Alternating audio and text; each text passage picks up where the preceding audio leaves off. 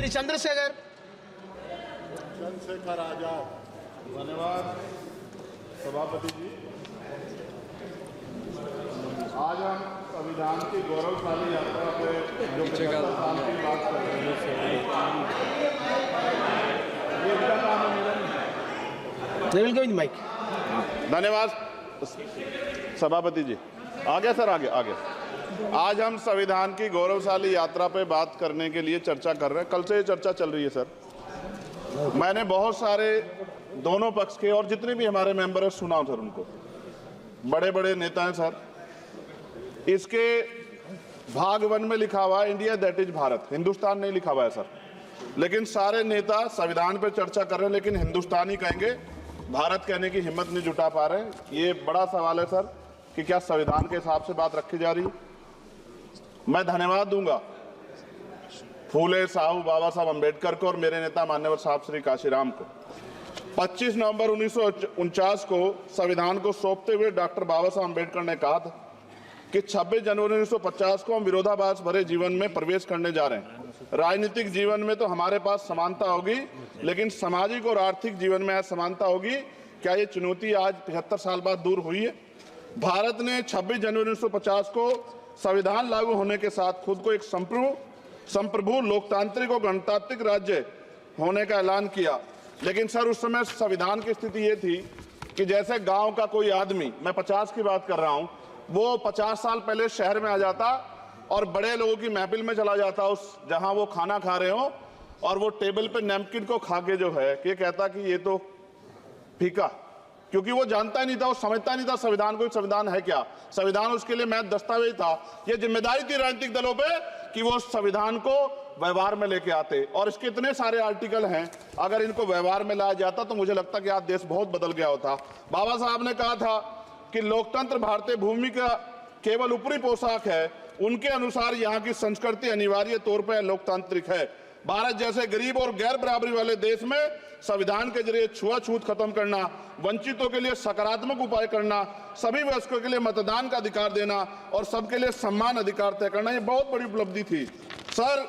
ये संविधान है कि आप वहां बैठे हैं और मैं यहाँ खड़ा होकर अपनी बात रख रहा हूं, और इस देश में आदिवासी महिला के तौर पे जो है राष्ट्रपति बनी है, और प्राइम मिनिस्टर तो नहीं बना, लेकिन शेड्यूल कास्ट के बड़े नेताओं को भी जो है राष्ट्रपति बनने का मौका मिला। इस संविधान की देन, अगर वोट हम पे नहीं होता तो शायद अमीर और जो राजा महाराजा खुद को मानते हैं हमारी गलियों तक नहीं आ पाते, हमारे हाल नहीं जान पाते।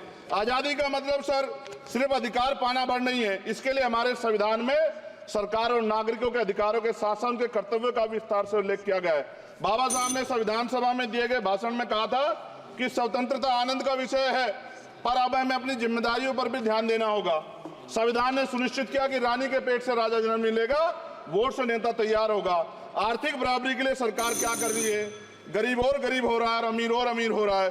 सुबह उठते कहीं बम की धमकी मिलती, कहीं दंगे की। ये अमृत काल है सर या धमकी काल है? कितना बढ़ रहा है आर्टिकल 15 सर। भारत में आज भी घोड़ी चढ़ने बैठते होती है प्लीज सर। क्या दलितों को यहाँ भी बोलने नहीं सर? अगर सबको 4 मिनट दे दो, मुझे दे दो। Finish in 1 minute. ये भेदभाव नहीं चलेगा दलितों के साथ। Time is 4 minute, don't waste. भाई सर आप चेक करो, अगर सबको 4 मिनट दिए तो आप मना करो, मैं बंद कर देता हूँ इसको। क्या दलितों को सबसे आखिरी में नंबर मिलेगा और बोलने का मौका मिलेगा? क्या मजाक कर रहे हैं सर आप? नो, ये all independent people are having only 4 minutes. You take sir. Independent में अपनी पार्टी का मेंबर हूँ सर, और जीत के आया हूँ सर, किसी की दया में नहीं आया। Take 1 minute and finish sir. कल भी बोले तो एक दलीय पार्टी के लोग, आप मौका दो सर। मूछे रखने पर हत्या होती है, महिलाओं पे, छोटे मासूम बच्चों पर रेप हिंसा होती है। एनसीआरबी का डाटा देकर डर लगेगा। यही 1 किलोमीटर पे संविधान को जला गया, और महाराष्ट्र के परभनी में अभी भी संविधान को नष्ट किया गया, उसकी कॉपी को। आर्टिकल 25-26 में संविधान में सभी को धार्मिक आजादी। कहाँ है दलितों की, मुसलमानों की, जैनों की, बौद्धों की, ईसाइयों की? छत्तीसगढ़ में सतनामी समाज को संविधान की अपनी धार्मिक आजादी के आधार पर जो है उनको अपमानित करके जेल में बंद कर दिया। संभल, अजमेर, अयोध्या सब इसका उदाहरण है। ये सरकार आलोचना डरती है। कितने लोग जेल में बंद है? मिरान हैदर, खालिद सैफी, उमर खालिद खान, सिफा खान, गुलफ्शा फातिमा और आजम खान साहब राजनीतिक विरोध में बंद है।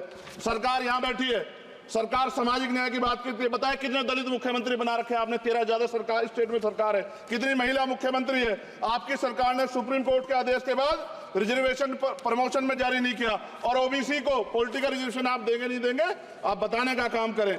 मैं 75 साल की गौरव यात्रा में हम एक सभ्य समाज नहीं बना पाए, इसलिए जाति आधार पर SC ST OBC के बच्चों को प्राइमरी स्कूल से लेकर उच्च संस्थानों में भेदभाव किया जाता है।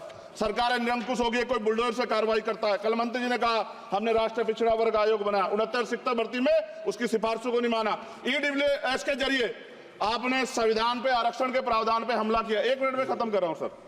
संविधान सर न्यायपालिका में आर्टिकल 124A कहता है सर, ये अधिकार जो है, Sanjay sir ji please conclude sir 1 minute में प्लीज संविधान में न्यायाधीशों की नियुक्ति का अधिकार राष्ट्रपति के द्वारा होना चाहिए, अभी तक नहीं हो रही है। All India judicial service commission कब बनेगा? क्या चंद परिवार ही सर जज बन सकते हैं? और आज हम सर, मैं सरकार से सवाल पूछना चाहता हूं सर, सेवाओं में SC ST OBC वर्ग का कितना प्रतिनिधित्व है? भारत सरकार के मंत्रालयों के अधीन PSU में, बैंकों, बीमा कंपनियों में और स्वस्थायी संस्थानों में आउटसोर्स तथा कॉन्ट्रैक्ट पर वर्तमान कार्यरत कर्मचारी कुल कितनी संख्या है? आउटसोर्स और कॉन्ट्रैक्ट में कार्यबल SC ST OBC कितना प्रतिशत है?